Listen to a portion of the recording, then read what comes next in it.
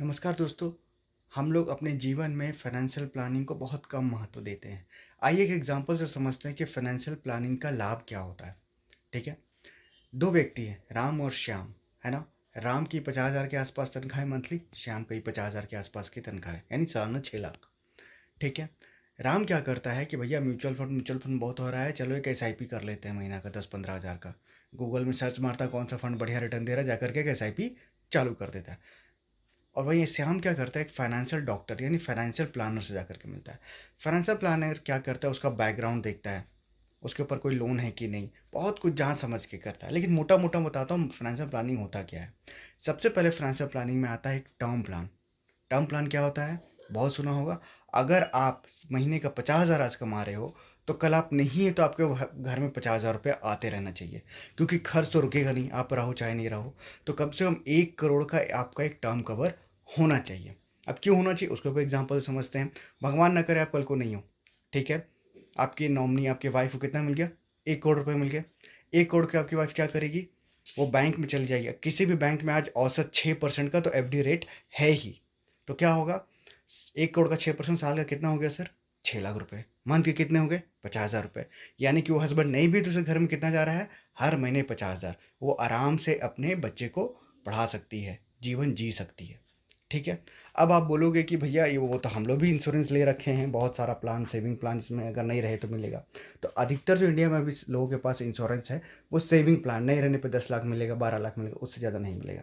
और जो pure term plan होता है, जिसके सालाना प्रीमियम एक 30-35 साल के युवक की 15 से 20 हज़ार ज़्यादा का नहीं होता है, मैक्सिमम 25 हज़ार जाता है। Number one. दूसरा, आपको क्या करना है, एक हेल्थ इंश्योरेंस लेना है भैया। नहीं तो जो राम क्या किया, 15,000 का SIP कर लिया, 2 साल चला SIP, 3-4 लाख रुपए दिख रहा है, एक बीमारी आया, 5 लाख रुपए खर्चा, वो खत्म हो गया म्यूचुअल फंड। तो एक हेल्थ इंश्योरेंस भी आपको लेके रखना है, कम से कम 5 लाख या 10 लाख का, ताकि कुछ हो तो वो हेल्थ इंश्योरेंस से काम चल जाए। अब हेल्थ इंश्योरेंस का प्रीमियम कितना आएगा सालाना, हार्डली 10 से 12 हज़ार रुपया, हस्बैंड वाइफ का मिला करके सालाना प्रीमियम। तो ये 12-15 हज़ार का आपका हेल्थ इंश्योरेंस हो गया, 20-25 का टर्म प्लान हो गया, यानी 40,000 रुपये में अपना आपका जो पैसा निकलता है उसको आपने सेव कर लिया। अब तीसरे चरण में भी म्यूचुअल फंड नहीं आता है।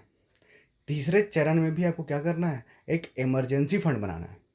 ठीक है। इमरजेंसी फंड कम से कम आज के टाइम में अगर 50,000 रुपये महीना कमा रहे हो, तो कम से कम मल्टीप्लाई बाई 3, 1.5 लाख रुपया या 2 लाख रुपया आपके एक अलग से सेविंग अकाउंट में लिक्विड होना चाहिए, कि एक बार ATM स्वाइप करे वो निकल जाए। ठीक है। नहीं तो वरना क्या होता है ना, कि कभी कभी आपने हेल्थ इंश्योरेंस तो ले रखा है, लेकिन हर हेल्थ इंश्योरेंस का हर हॉस्पिटल में टाइप नहीं होता है। तो वहाँ इमरजेंसी में आपको 1-1.5 लाख रुपया देना ही पड़ेगा, ताकि आपका इलाज शुरू हो। बाद में तो आपने जो खर्च करा है वहाँ पे, वो तो आपको हेल्थ इंश्योरेंस से रिइम्बर्समेंट हो ही जाएगा, पैसा मिल ही जाएगा। लेकिन इमरजेंसी में 1-1.5 लाख देना पड़ेगा ना। तो इसलिए 1-1.5 लाख रुपए का इमरजेंसी फंड रखना है।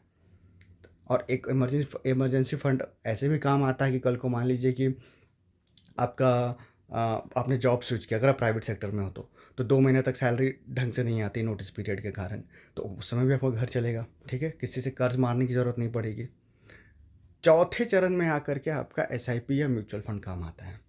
तब आप SIP म्यूचुअल फंड प्लानिंग करो अपना, 10,000 15,000 क्या आपका रिस्क प्रोफाइल है, कौन सा फंड आने वाला टाइम में बढ़िया करेगा। क्योंकि लोग क्या करते हैं ना, यूट्यूब में सर्च मारते हैं कौन बढ़िया रिटर्न दे रहा है, उस पर SIP करना चालू कर देते हैं।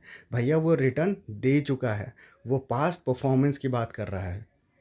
क्या फ्यूचर में देगा, ऐसे थोड़ी वहाँ लिखा हुआ है कि उतना देगा ही, वो दे चुका है। ठीक है। तो और एक फाइनेंशियल प्लानर क्या करता है, उसको फंड मैनेजर की समझ होती है, उसको फंड का डिटेलिंग का ज़्यादा पता होता है। तो फ्यूचर में कौन फंड बढ़िया से कर सकता है, वो करके देगा आपको। ठीक है। तो ये अंतर होता है, ना कि आप उठो सीधा के SIP चालू कर दो। तो ये 4 चरण है फाइनेंशियल प्लानिंग के। इसको और भी डिटेल में समझेंगे किसी और वीडियो में। Thank you.